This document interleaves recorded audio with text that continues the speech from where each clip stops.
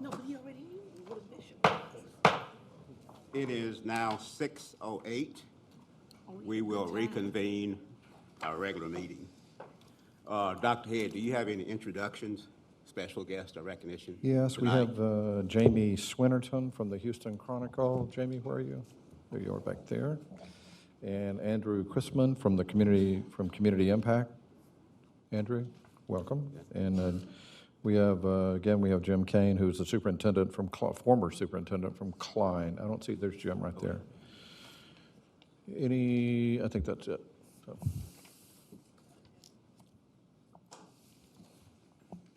Oh, wait a minute.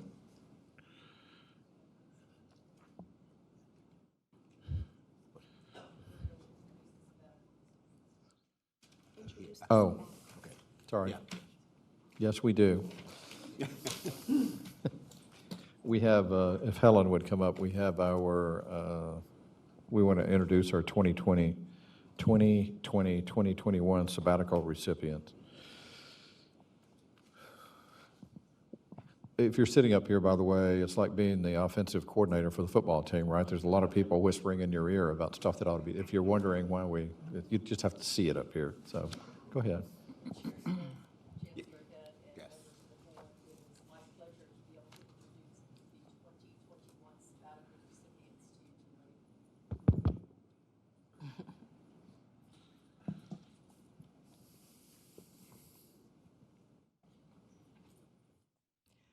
Lone Star College offers a multitude of benefits to our employees, but certainly the most prestigious would be being a sabbatical recipient.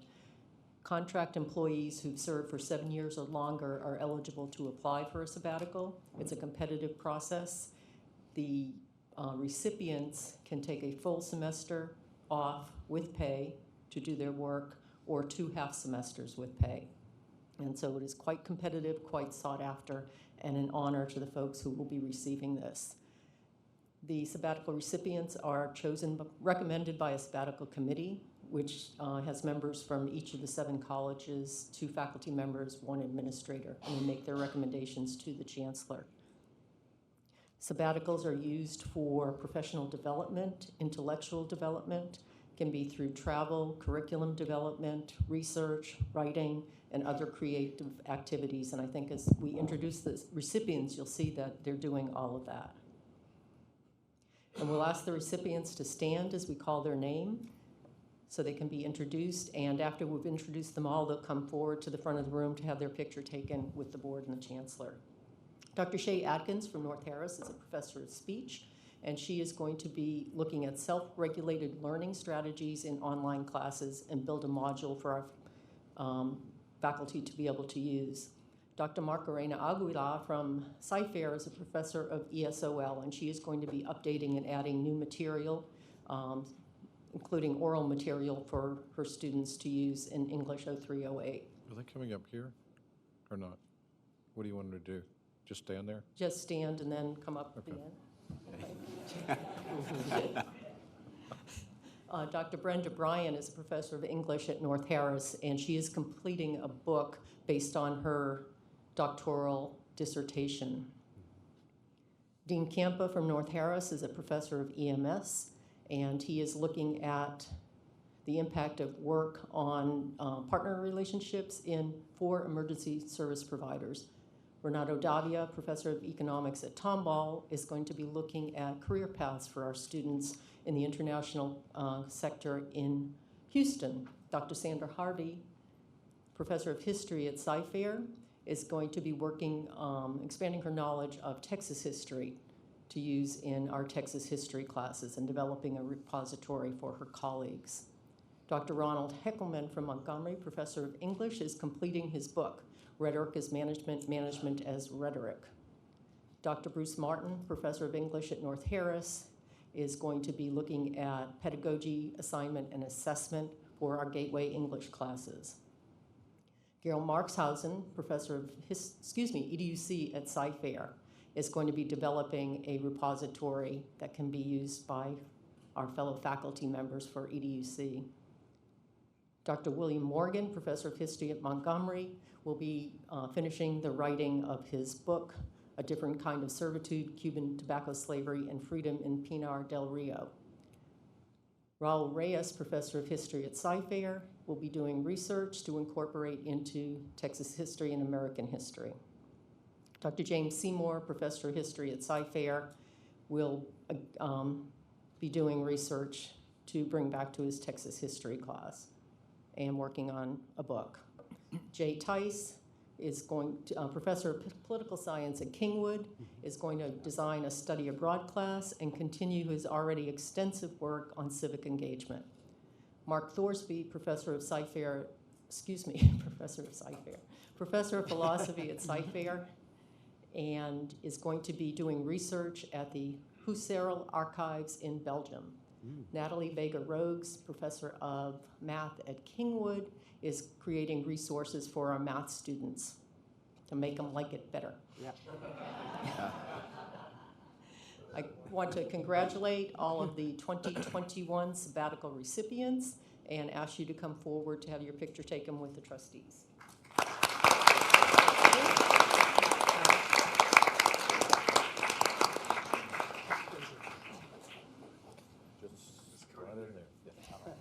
Congratulations. Thank you so much. Oh, Dr. Bryant. Love you. Yeah, congratulations. Yeah. You bet. Congratulations. I definitely want to talk to those history teachers. I want some type of history that's Yeah, I'm so happy. real. Does sound exciting. Now, who's going abroad to study?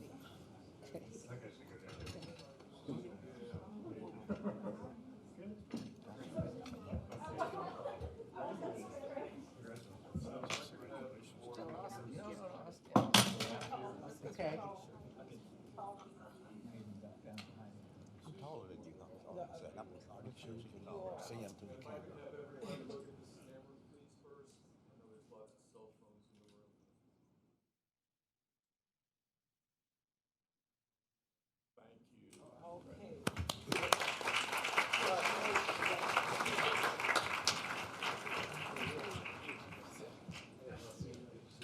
Again, we want to say congratulations, Dr. Bryant. For y'all that do not know, I followed her to Klein Forest High School, and I also followed her to Lone Star. So keep up the good work. You're making me look good. Thank you.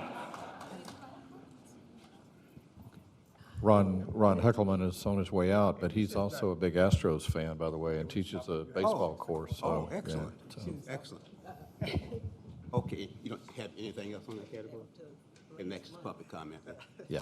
Helen, do we have anyone tonight wishing to speak to the board? One person, John Bergman. Okay, Dr. Bergdahl.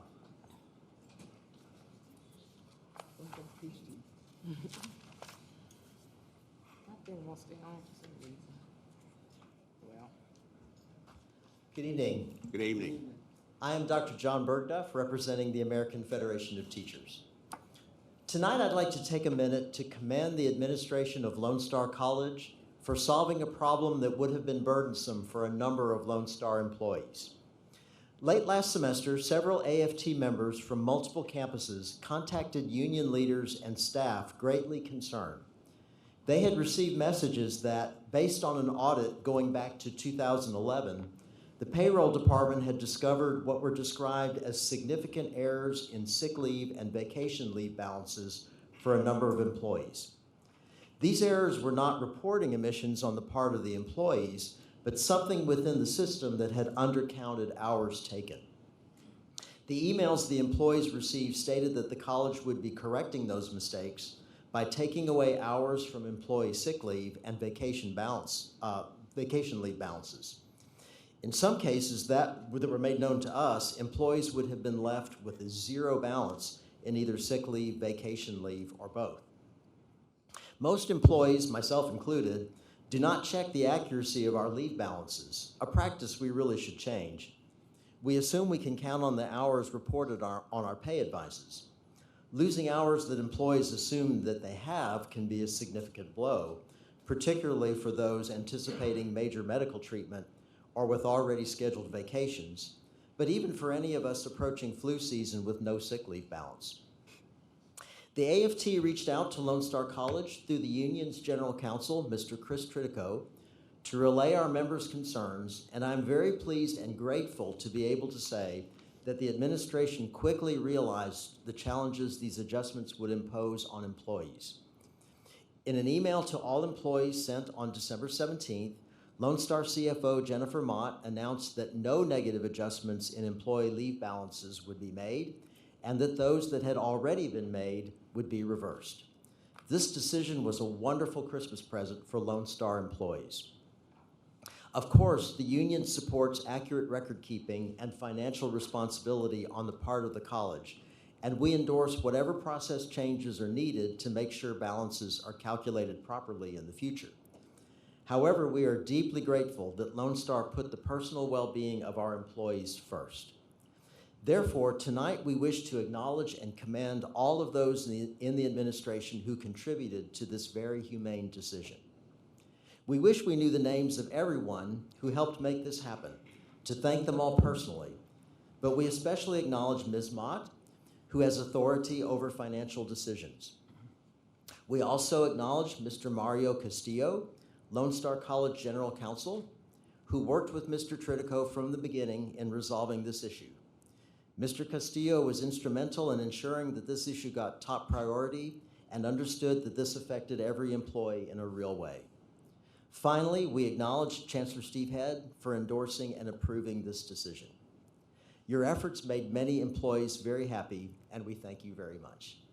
Thank you. Thank you, John. That's correct. Okay, board members, at this point in time, I needed a motion to approve the minutes of our December 5 workshop and regular meeting of the Board of Trustees. Do we have a motion, please? So moved. It's been moved and properly second that we approve the minutes of December the 5th. All those in favor, vote by the usual sign of aye. Aye. Any opposed? Ayes have it. Okay, Dr. Head, any special reports and announcements? Yeah, I have a number of them. I'm going to, here's Leanne. I just saw this on my desk today. So this is the TCCTA announcement. Have you seen this? I don't think you have because you didn't tell me about it. I'm going to pass it around. This is the messenger. This is the messenger for the Texas State Teachers, Texas Community College Teachers Association. And Lone Star College Tomball is pictured on the front of it, by the way. It was just sitting on the middle of my desk, and I hadn't heard from you, so I thought I'm going to pass this around, but it's cool. And Bill Simcic, who is a faculty member over at Tomball, is the president of TCCTA. That's the big faculty association, so. Excellent. Yeah, I know. And board, I left this in front of you so that you could take a look at what we're offering for workforce programs. This grows every year, and you know that with our centers of excellence, our workforce, but this is really good information if you take a look at it. And then we also have other publications that I think some of you would be interested in. This is our schedule, but we have a career focus where we list the jobs and the salaries and what the market looks like. So we'll make sure you have all that whenever you need. A couple of major announcements here. So let me just talk, and Mario, I'm going to come back at the end for the chief. So one is enrollments. We were up again this spring in credit hours. We have, our growth is slowing down. I learned this past week that that's just true for all the Houston area community colleges. So we're actually growing more than the rest of it. We're up, but not with the economy. A couple of things are happening. One is the economy. And when the economy is good like this, we have almost full employment, then our enrollments slow down. In spring, it's a little tough to tell about the enrollment, so I'm more concerned about what the fall looks like. We have the Employee Awards Luncheon tomorrow at the Woodlands Waterway Marriott, and board members, you're invited. So if you're there, we'd like for the board to be there about 9:45, and so we'll have 583 employees. that will be recognized for long-term service. That's anywhere from 5 to 40 years. And it's full and part-time faculty and staff excellence, writing awards, LSC Focus Awards, and Equity, Diversity, and Inclusion Award winners. We will hold, so that's tomorrow. We will hold groundbreaking for LSC Kingwood Health Professions Building on Monday, March the 2nd at 11. And we'll send notes out on this. Monday, March the 2nd at 11. We have received official approval for 3 of our bachelor's degrees, and are we throwing that up there or not? We're not, okay. So you will see marketing already. If we haven't, we probably didn't need to send it to the board. You can look on the website, but let's send that to the board, our marketing for bachelor's degrees. And we already have applications for the bachelor's degrees. So we'll be giving you regular updates on that. And we're recruiting for the classes to start in fall of 2020. And again, that's the BSN, the nursing at Montgomery. Cybersecurity is going to be at Westway Park, and energy manufacturing and trades management will be at UP and North Harris. Last week, we were recognized among the top employers. It's called Top Employers 2020 for our diversity. So we've been working hard over that, and you've got a little update on that in the closed session in there. But so that's been one of our priorities, is to diversify our employees. So we were recognized for that. We started our searches for the next presidents of Lone Star College, Kingwood, and North Harris this past week. So we have a firm that we use, but then we have committees on each campus that are known as the search advisory committees. So they will review applications after the search firm narrows them down. I think at each location we'll have at least 200 people involved because of the way we have the forums and the interviews, and then they'll be interviewing with the other presidents and other administrators and community members and students at the college. So there's quite a few people involved in the interviews there. The finalists will be on campus the last week in April. So for the faculty, we're trying to, we should have this resolved by the time you start. I don't know who I'm looking at out there, somebody in there. We will have this resolved by the time you start your exams. As I told the group the other day, we know not to mess with you during exam week, so we will. We have, so I've had 8 forums in the last 2 weeks. I go from campus to campus, and the forums have been really good. I learn things every time I go. And they've been very positive. They always are. So I give an update, and then people ask me questions there. The last thing I want to make you aware of is we have a couple of very important accreditation visits coming up. So for Houston North, they're coming in a couple of weeks. So the SACS team, that we call it SACS, the Southern Association of Colleges and Schools, will come in and review Houston North. We think we're in pretty good shape there. And Dwight and Valerie Jones, I'm not sure Valerie's here, but we have a SACS office that gets everything ready, so we know what they're looking for. In February of 2021, they will come in and review our bachelor's degrees, and then the big one we have is in 2021 in the spring or fall. October of 2021, that's the big one. And so the board will be involved in the big review. And is that right? The board will be involved in the 2021. So, and that's the accreditation team comes in and takes a look at just how everything, our finances, our governance structure, how we make decisions, you name it. So, and I think for the time being, I think that's all I have right now. I don't know, I have a question. I saw earlier, I guess it was a website, or a link at least, whereby people could inquire about the BS programs. I guess I saw that a week or two ago. Mm-hmm. And I was wondering whether we've gotten any responses, from that. I know it may be early. We have, just from there, you Has it don't been need to get up. a pretty large response, or what was, huh? We'll provide data. Okay, all right, okay.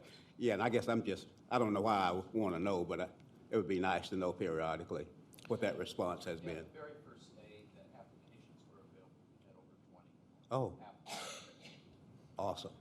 We're going to be marking that. We've had several different, but we've had a lot of meetings about this. We will be marketing that very heavily, those bachelor's Yeah. degrees. So, Okay, thank just you. so you're clear about this, I'm not sure the board knows that we charge the regular tuition rates. So when you're talking to somebody, and you're going to see our marketing emphasize this, you'll be able to get a 4-year degree here, a 4-year degree for less than $20,000, which is amazing. I gave an interview yesterday to the newspaper, but it'll be less than that. So the tuition and fees are the same. The tuition is the same as we charge for the community college, same tuition rates. It is a great bargain for students, so, in the community. All right.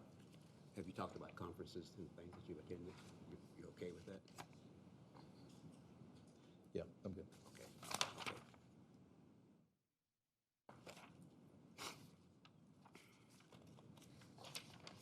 Okay. Okay, Dr. Shaw Ardelon.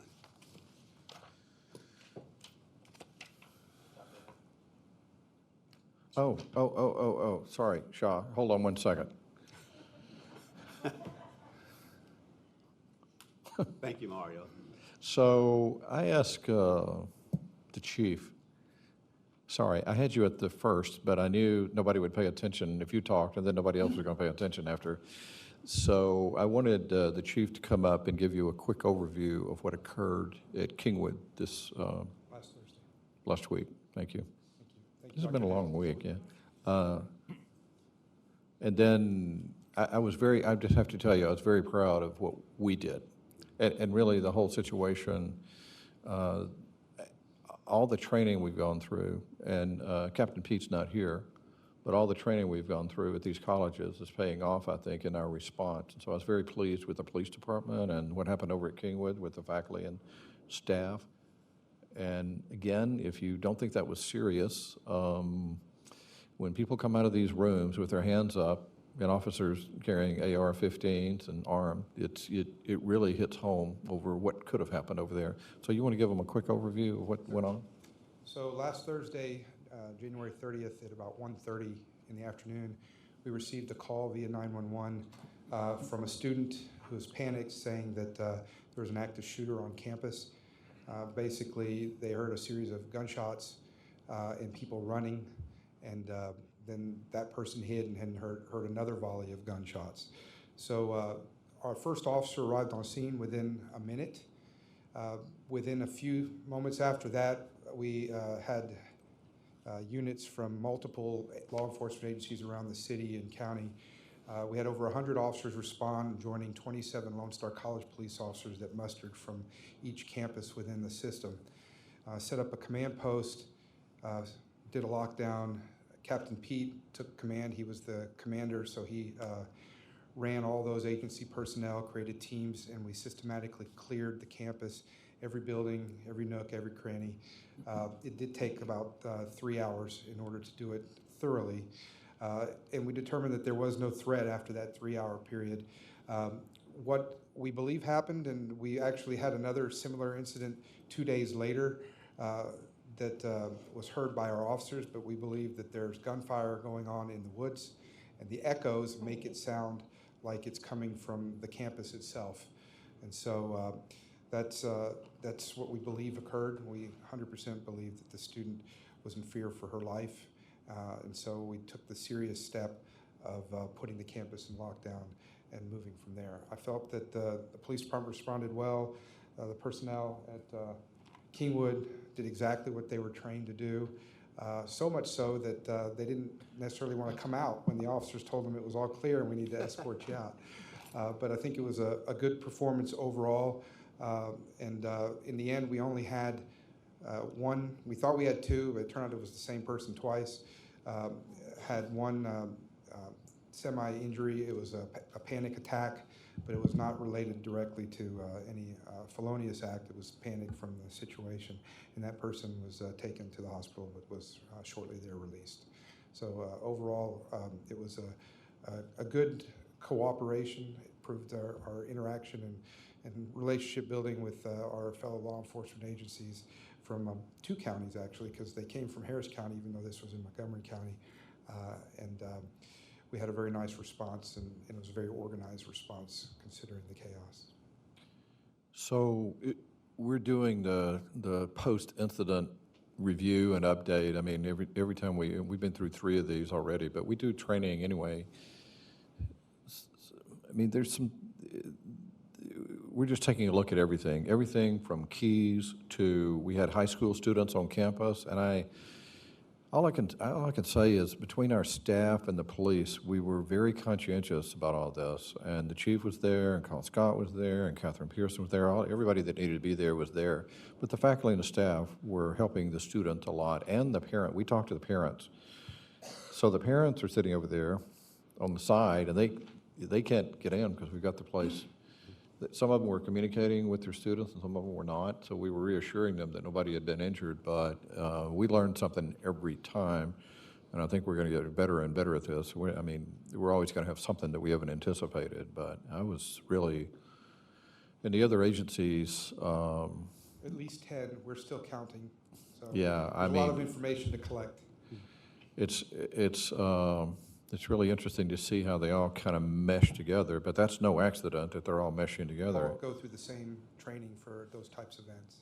Yeah, so. This is actually, even though we don't want something like this to happen, it is a rare opportunity that we actually get to experience what basically amounts to a full-scale drill, but with the actual intensity of the visceral reaction of the people involved and whatnot. So usually in a normal drill, they're all nice and everyone hugs and everyone wants to make sure the drill goes well. But this one, egos come into play, people panic, things like that. So we can actually see some of the things we might not normally pick up in a drill that we might be able to fine tune on in an actual event. So we're going to take a very detailed look into the response.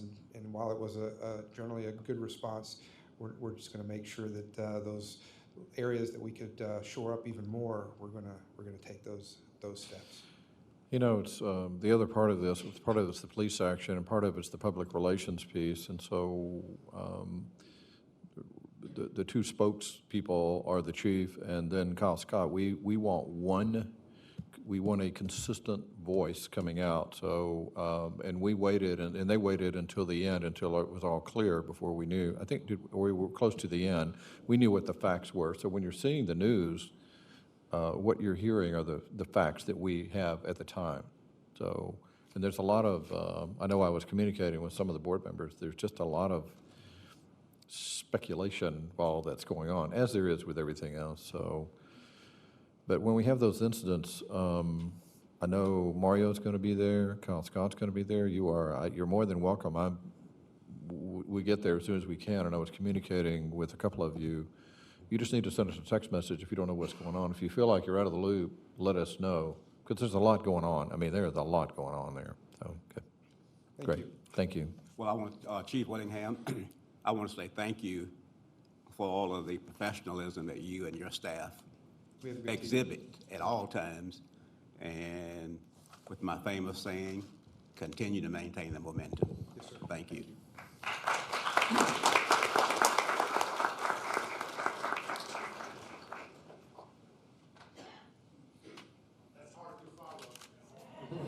Well, you'll do just fine. John told me it works. Good evening, Chancellor Head, Chairman Smith, Board of Trustees. Welcome back. I have the honor of presenting on behalf of my colleagues tonight, and I'll be talking about welcoming back students. So, as you know, they are the main purpose we're here, and there is a lot of excitement. So, even though that we normally talk about the activities of the campuses, I wanted to say thank you to all the vice chancellors. They had a very, very presence at every campus. They came to colleges. You see the smiley face of Dr. Napolis in there. But everybody, this is a system-wide activity, and in the spirit of one LSC, the vice chancellors had provided the great support and leadership with the start of the semester. So at Sci-Fair, and the theme that you will see throughout the night is smiley faces of students, and you will see food, and you will see t-shirts. Because that's how students are attracted. The research shows that an engaged student has a higher GPA, Research shows that engaged students that have a higher return, and when students come in, not only the new ones, the returning ones. At Sci-Fair, you saw a lot of activities, and one activity that's not here was the return of Mac. And that goes for the return of double cheeseburger at McDonald's. So that was a big hit with students, so they enjoyed it. Houston North had many activities, as you can see, throughout the week. And they had the scavenger hunt to go and find resources that students can get connected with. And over 800 students participated in this. And you see the smiley face of Quentin, you know, that looks like our students. Kingwood had a great start of semester, and you see students, again, smiling all the time. The men's and women's centers were extremely active, and they had a lot of events. But also, that one thing special was an 18-foot-long pizza that was made to get students and faculty and staff together and enjoy the day. LSC Montgomery was very much focused on the student success and the FTICs. They had the theme of 20s, and you win a lot of prizes by answering questions. So a lot of great activities at Montgomery too. At North Harris, they had a great video, and you see the welcoming, a big picture of staff, faculty, and administrators welcoming students back. And they also created a video that went online, and the first day had over 2,000 hits on the first day with the video. Talbot, a lot of activities. You see the trivia was going live. Students they had to compete to win prizes, and they also set up information booths all around the campus. So each student that was going around the campus could come to one of these.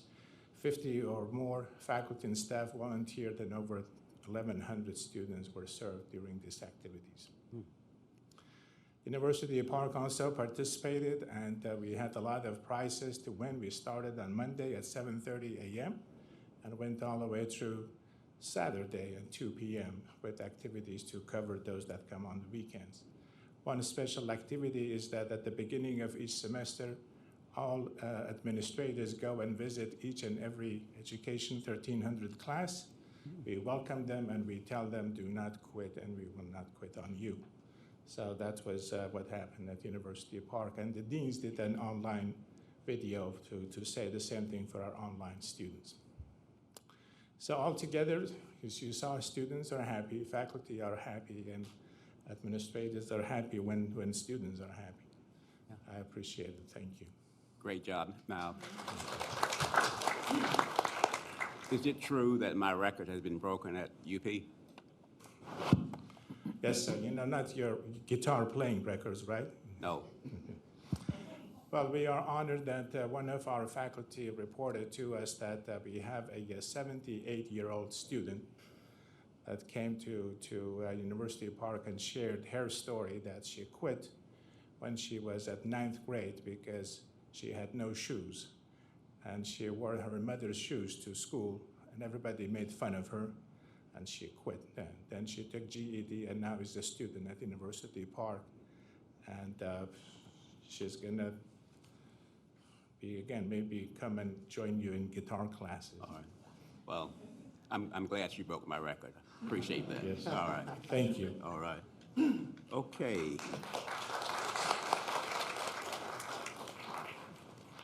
I think faculty senate. Dave, right? Okay. From University Park. Okay. Dave, glad to have you. You're University Park also, huh? Yes. Okay. Welcome. Good evening, Chancellor Head, Chair Smith, and distinguished board. What I'd like to do is do an update for you on a program that we started a year ago on all of our campuses, and that is our Safe Zone program, which is for our LGBTQ plus youth. Oh, that didn't work out right, sorry. There we go. All right, what is Safe Zone? I'm gonna give you a brief reminder of where we are, and I will take you to where we currently are, and then I'll tell you where we're headed with the program. Safe Zone is a training program for faculty, staff, administration, and students targeting support for our LGBTQ plus students. Currently in our world, there are a lot of people who are anti-LGBTQ plus students, and they often feel intimidated, overwhelmed, confused, uninterested in their classes, and disengaged with life.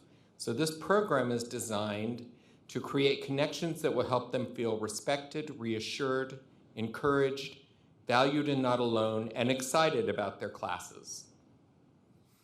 This is the data that exists so far. It is a known fact that it is estimated that 10% of our students are identified in the LGBTQ plus arena. So we currently, as of fall 2019, have 87,656 students. So we're talking about at least 8,766 of our students who need our support to feel safe and comfortable on our campuses. So where are we now? System-wide training has taken place. Each campus and system office has at least one certified trainer. 91 employees have been trained system-wide from 20 academic disciplines, student services, administration, the SLRCs, and organizational development. More training will take place this year, and people already certified are asking for more training because the world changes on a daily basis, and we have witnessed this past year multiple transgender students who have been beaten or murdered, and our students need to know that when they are on our campus, they are safe. So we will be providing more training. Where are we headed? All right, the first place is we will be creating a student ally program. The research indicates that students feel best supported by their peers rather than the folks like us older folks. If there is an issue that they really want to talk about, particularly suicide, they would rather speak with a peer than a faculty member perhaps. Now, don't get me wrong, those stickers that we stick on the windows outside of our office are great support to our students. But the next phase of this will be the Student Ally Program, where we train our own students to be allies on the campus. That training is in development. Christina Tusini, Rick Curry from University Park, who led the initial training, will develop this training as well, and I will be offering them help. We will focus on training 30 to 50 student advocates per campus. Training of student allies will be to provide student advocacy for multiple student organizations across campus. So the place we will start is with each campus's LGBT student ally group that already exists. But what we want to do is provide them training so that they know how to talk to students and what the resources are available on their campus so that they can provide direction for where students need to go to step ahead. Training Part 2 updates to the program are also being developed, and people are already lining up to move forward in these training programs. I spoke earlier this evening with Chief Willingham, and he would like to have us train his force, his police force, in safe zone training so that they are aware how to deal with and talk with our students. I'm very excited about this program. I think it's something that we have to have on our campuses, and I thank you for your time this evening. Okay, thank you. Hold it. Board members, any questions or comments while we have the expert here? I do have a comment. Sure. I just want to thank you for being there for the students. I think it's very important that we have such a program here in the college system. It sort of brings not only awareness, but also gives a welcoming type of feeling for every student. So thank you. You're very welcome. It's important to most of us. Yeah, I have a question. You may have covered this. Sure. But do the students feel comfortable utilizing our services? Yes, as long as as it's made very clear to them that we have the services. So we've started a program also where faculty will start identifying in their syllabi with our pin symbol that says that they are an advocate for students. Now, we have created this pin for University Park because that's where we started, but it matches our window decals, and those have now been created for all campuses with your name and logo. Well, it looks just like this, but it has your campus name on it, and it was done through System Office, so now you should have access to all of those.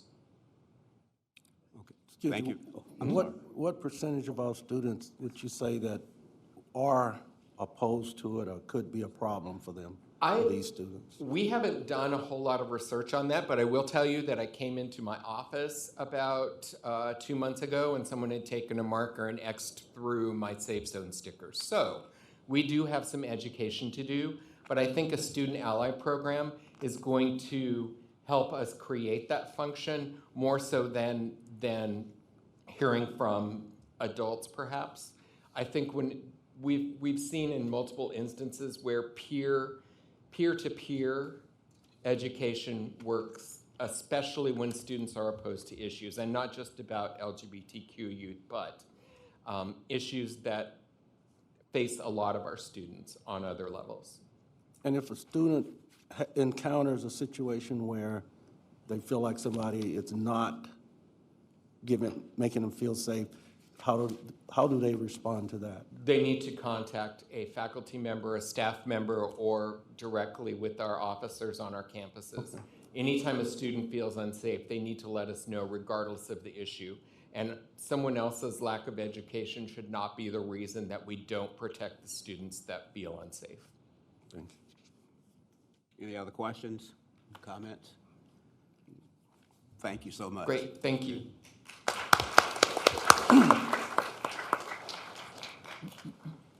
Okay, board members, you now have the opportunity to talk about campuses that you've visited over the last 2 months, community, district activities. And I'm going to start to my right with Trustee Stoma with any activities you've been involved with. No, sir. Okay.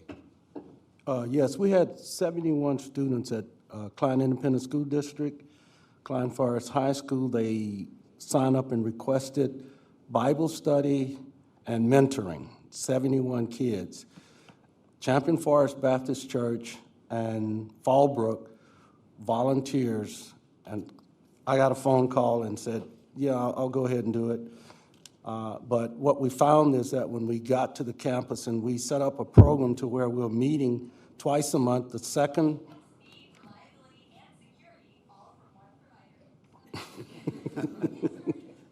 we meet twice a month for 1 hour, the second and fourth Thursday of each month. And what we found was I was somewhat surprised to find that out of those students, 30% of them knew something about Lone Star. 30% had seen the commercials, 40% had no clue. And, you know, it was kind of puzzling. We were like, okay, why is it that you don't know about Lone Star?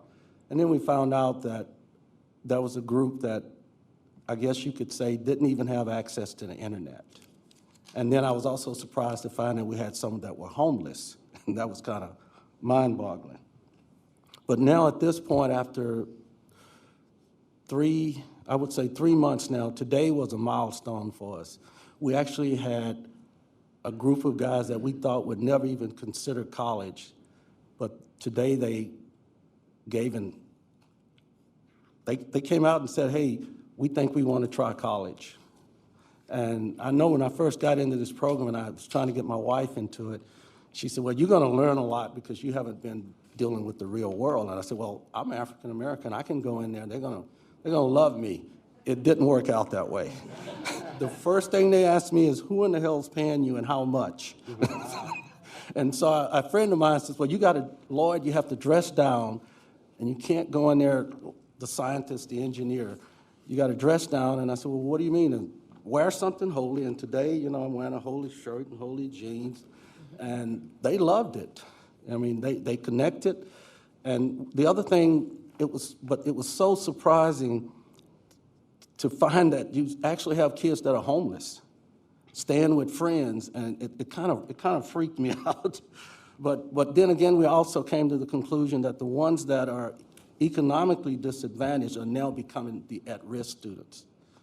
And when you reach a point to where we are now, we got 50-50, 50% economically disadvantaged, 50% at risk.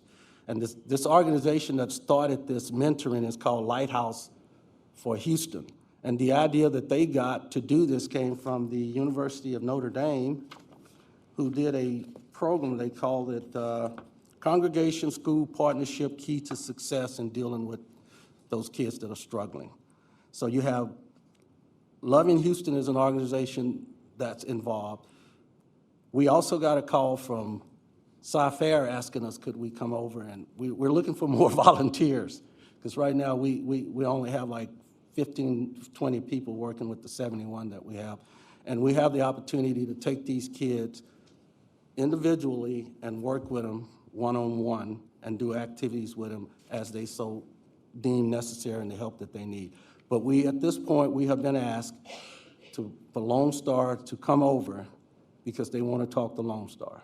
And they really are serious about going to college. Today we had a female that came in, and she literally, the group that I have is called the Rebel Gang. She was literally invited to my table, and they asked me to leave. But because she's ex-military, and then we also had a guy from the Marines who can connect with these guys. And so we're excited about it, and we're saying if anybody's interested, just go on the internet. It's Lighthouse for Students. They're looking for volunteers for the Sci-Fair school in Sci-Fair, and we'll also be going to other high schools. So we're saying, hey, if anybody is interested, we're open for you to come and volunteer and help us. It's only 1 hour, 2 hours a month, and then going with the kids individually. So, and then I want to thank the ones that have come and helped and volunteered, and then I want to thank Lone Star for what it's doing. And I can assure you that Lone Star is probably the only safety net and the only out that these kids have. Thank you. Okay, thank you.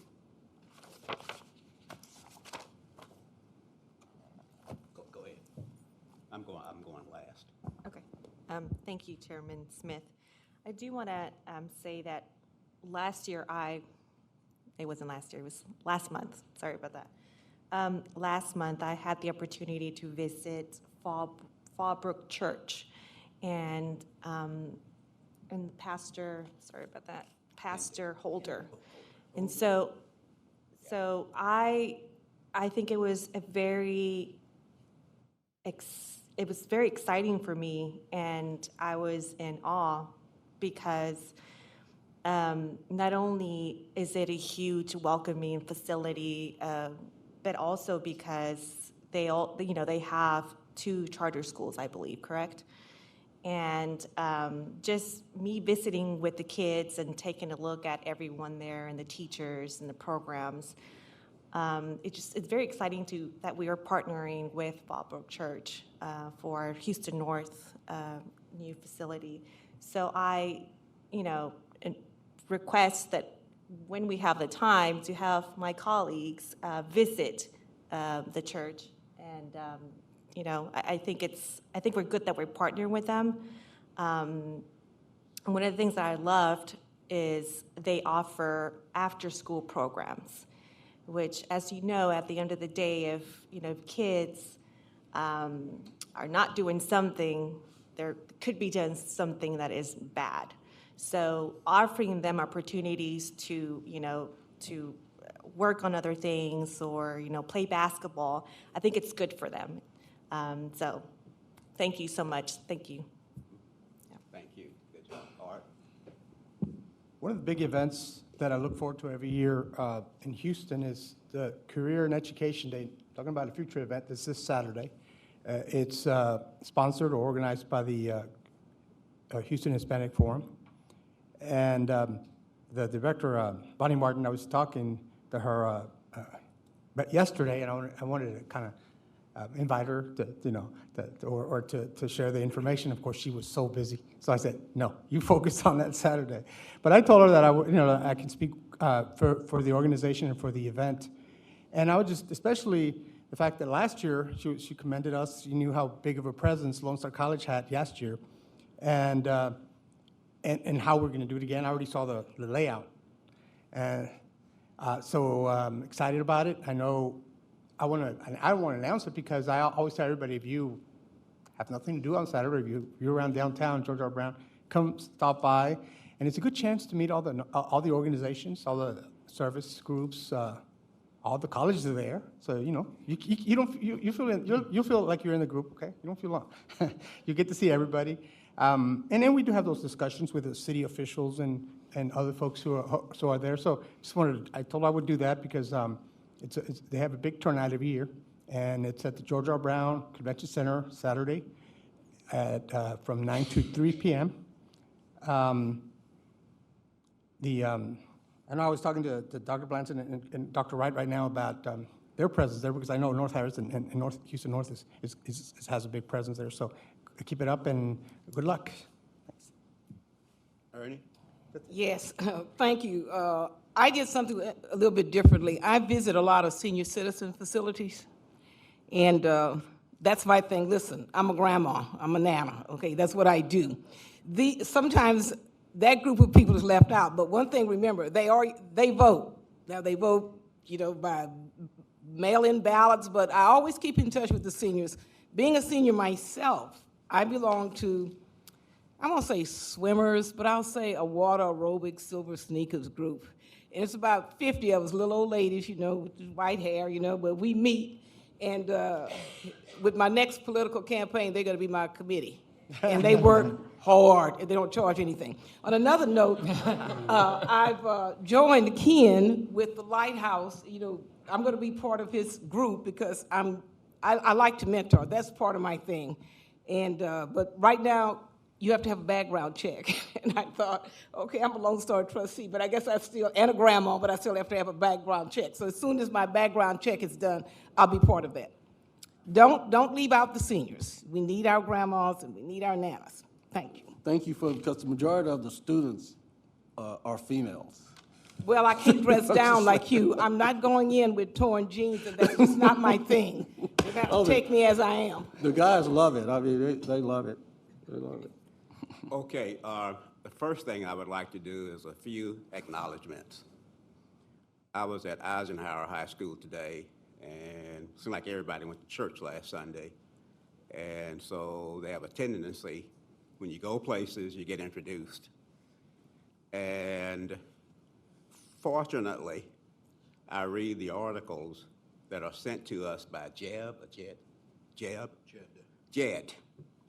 And so at Eisenhower today, folks wanted to know how they could obtain one of these 4,500 scholarships that are being offered, you know, starting the spring of 2020. And I gave some names out, so you may be getting calls, you know, from those Aldine students interested in getting free money. And I said, well, it's not free. Somebody's paying, but it's no cost to you, is the kind of way that I look at it. So that went over real big. Also, I heard comments at the church concerning Lone Star being, I may get this wrong, #1 producers of community college graduates among minority students, which I thought was very positive. And I was again shocked that the community individuals were keeping up with that. And so keep the public relations going. And I also want to commend the 17 Lone Star students that are Jack Kent Cook semifinalists. You know, that got a lot of press and et cetera.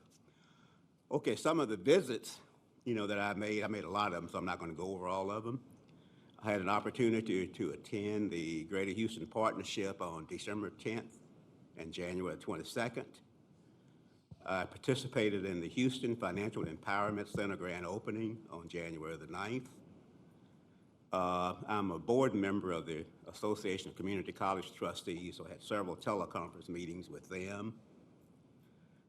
I work along with Jim Kane on a group called Wings, and these are women that are being released from prison, and we're giving out scholarships to those individuals to make sure that they can acclimate to society and get a skill and training that will keep them from being repeat offenders, I should say.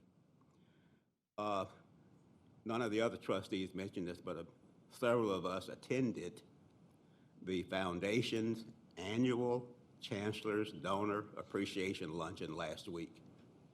And this was to tell over 200 scholarship donors, thank you for taking care of our students financially.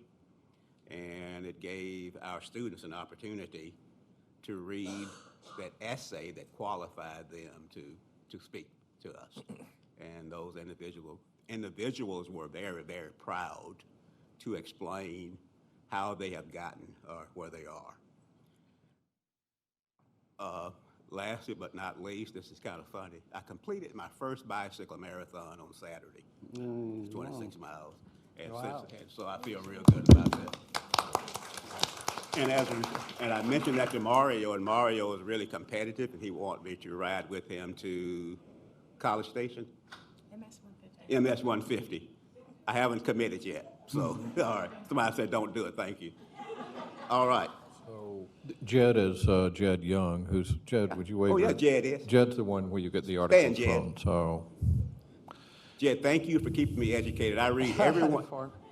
I read every one of those things that you send to us, and I'm sorry I missed them before you started sending them. Thank you. Just for clarification, we're number 4 in the country for the number of graduate, number 4. Thank you. That's Bill Van Ransdam. So, yeah, that's the other guy that, number 4 in the country for the number of minority graduates? Okay, great, thank you. But you know, all those things make me real proud. If you don't know yet, I like to brag on people. And when I go places, I like to say, hey, we're doing this at Lone Star. It's like I'm making a big contribution. But at least I like to brag on other folks, and I don't like other folks bragging on me, though. But so keep up the good work and give me a chance to brag when I go out in the community. Okay, let me see where we are. Okay, but you have anything else, Dr. A, before we move on?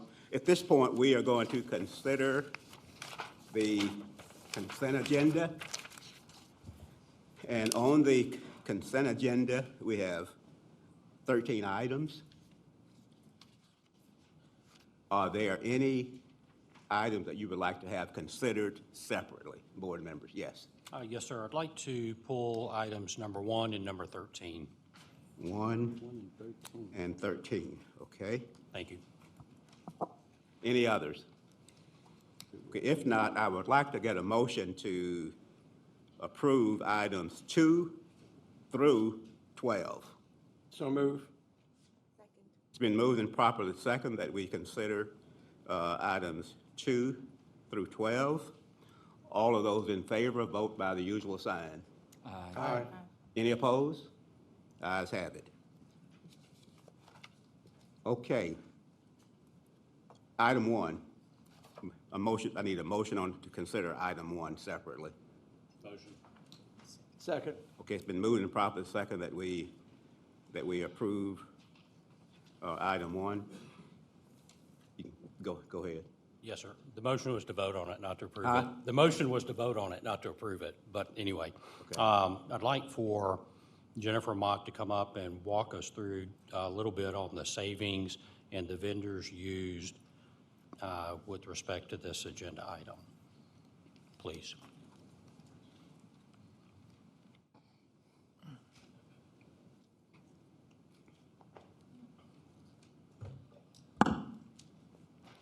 Good evening. Yes, for this item, this is to authorize us to go do a refunding to refinance these bonds for savings. It's about $20 million opportunity that we could refund. It looks like the best option right now in the market is to refund them tax exempt.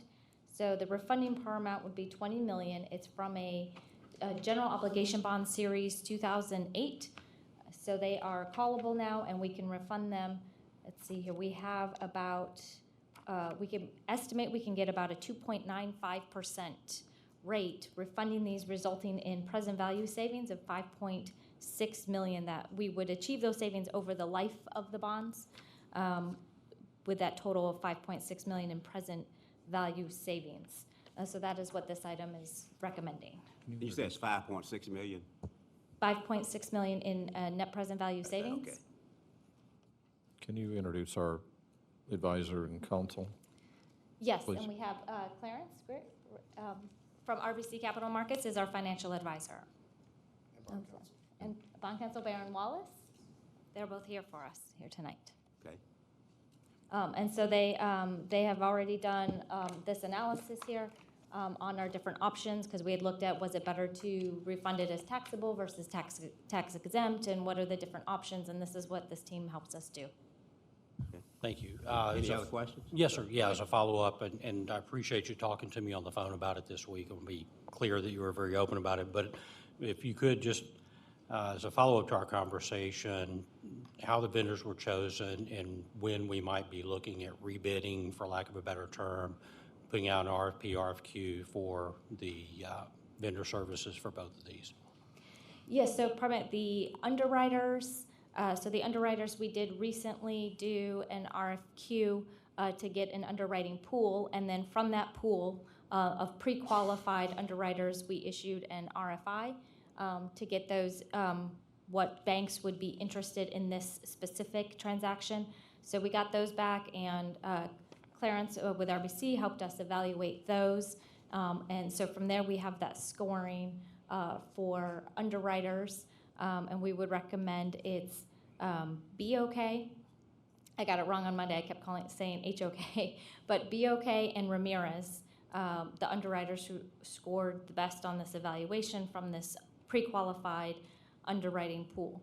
And then our financial advisor, that is it's a contract that on a regular basis does get bid out through an RFP process. Okay, and then bond counsel? And bond counsel, as attorneys, does not have to go through those same procurement rules.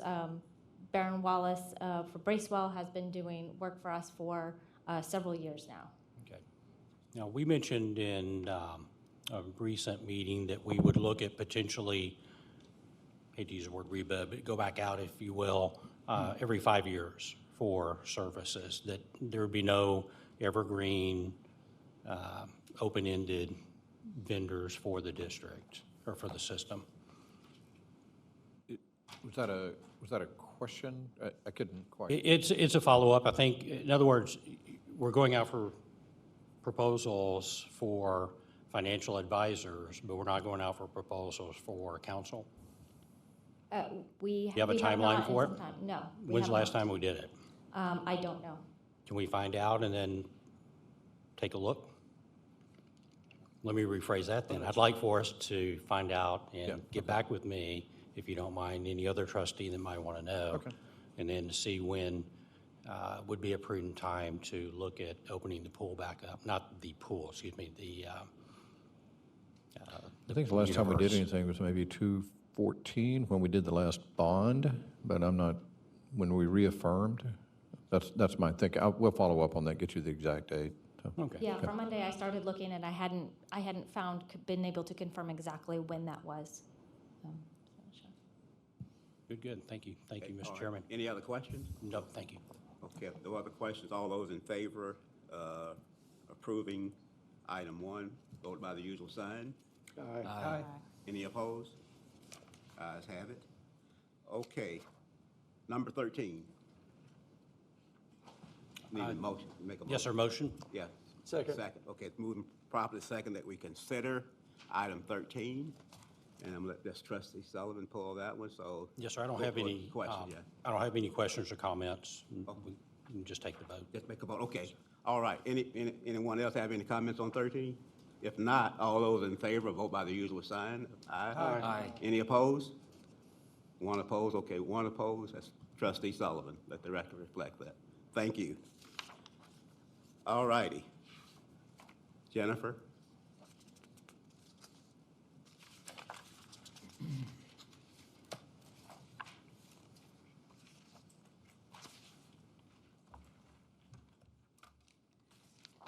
Okay, yes, you have in front of you the financial report for the Financial statements ending December 31st, 2019 and November 30th, 2019. Also included is our quarterly investment report for the period ending November 30th, 2019. That's all in your board packet.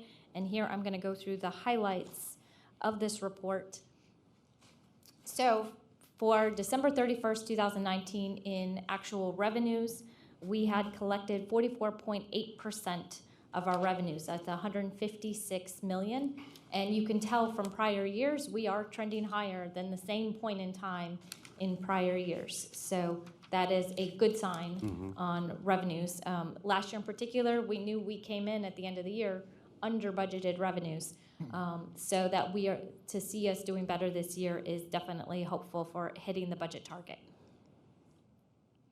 On the expenditure side, we have expended 30.5% of our budgeted expenditures. That is 116 million, and you can see here that it's sort of in the middle range of where it's been historically, although the one real low point, right, that was Harvey, that is one to really sort of ignore to some extent. So if you look at the prior years, we are still relatively low than some years 15 through 16 and 16, 17. But now taking those current trends into our forecasted budget, we are forecasting that we are going to end the year at 16.8%, which would be 63.9 million ending cash reserves. And the budget that was adopted in August for this current fiscal year had budgeted for us to end at 16%. So we are still forecasting to be above that. Okay. So everything that goes into that is on the revenue side. We are forecasting 1.2 million net revenues below budget. That is primarily in tuition and fees from the fall term, right? The fall term growth was below the 2.5% growth that we had assumed. Okay. So that is what that 1 million is. And I have mentioned this in prior months that we made offsetting budget reductions for that. We have not put any forecast in here for the current spring term. We did miss the growth target just slightly. We had forecasted at 2.5%, and system-wide growth was at 2.3%. But there we are kind of just waiting to see what some next start classes and the 8-week courses enrollments the rest of the spring look like before we add in any forecast there, because it missed it by such a relatively small mark. On the expenditure side, this is where you can see forecasting 1.2 million net expenditures below budget, and these are the strategic budget adjustments that were made to offset the revenue expectation that we had on the prior slide due to tuition and fees. So switching to Hurricane Harvey, our Fund 35, we are at 50.3 million in expenditures. This is up from 50 million in December. At least now this is just very slowly creeping up. Of this amount, 45.6 million was at Kingwood, up from 45.4. So here we do have, the majority of the reconstruction, of course, is done. There's just minor closeout things left, so we literally only have 4 purchase orders still out and 1.1 million remaining in encumbrances, a lot of which should be able to be closed out. So we are nearing the end of what will be hopefully the final expenditures.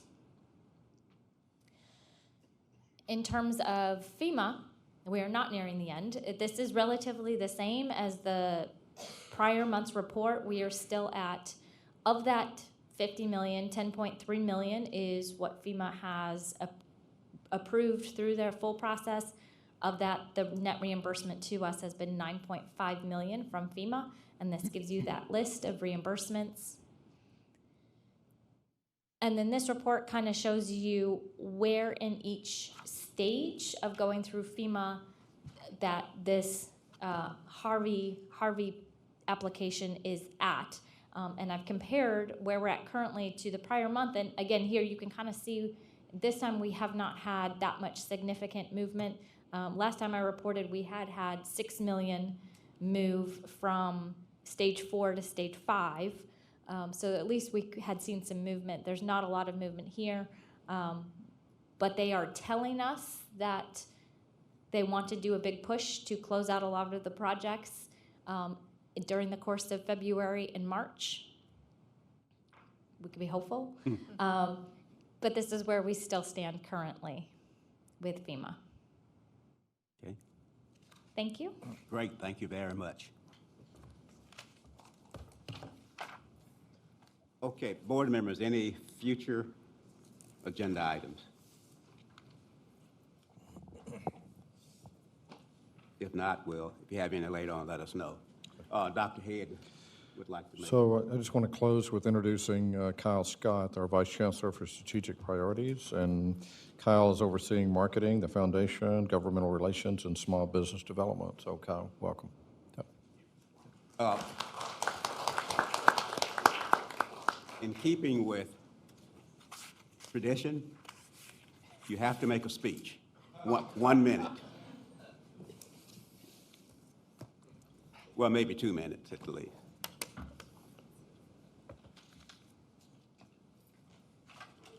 Trustee, Chancellor, thank you guys for this opportunity. So, as the Chancellor mentioned, our division is really, we create on-ramps into the university, whether it's through small business development, through the foundation. We create an environment conducive to education. Really, I know I'm supposed to get up here and probably tell you something about myself, but there's probably not something I can tell you that you don't already know. And besides that, this is mission work, and I'm a missionary, which in fact makes me incidental to the enterprise. And the enterprise is this, which is increasing our enrollment, increasing the amount of students who we can touch. In fact, we see these numbers all the time, day in, day out, our impact that we're having. But what I want my department to focus on are the numbers that we don't see, the numbers that don't appear on the spreadsheet, the numbers that Trustee Lloyd mentioned earlier. That kid who's homeless who doesn't hear about us. The father who's between jobs who needs that certificate to move on to the next phase of his life, to the single mother raising 2 kids. Those are the numbers that we want to pull onto the spreadsheet. And that's our objective, and that's exactly what we'll do. On a personal note, I started my college career here, and I plan to end my professional career here.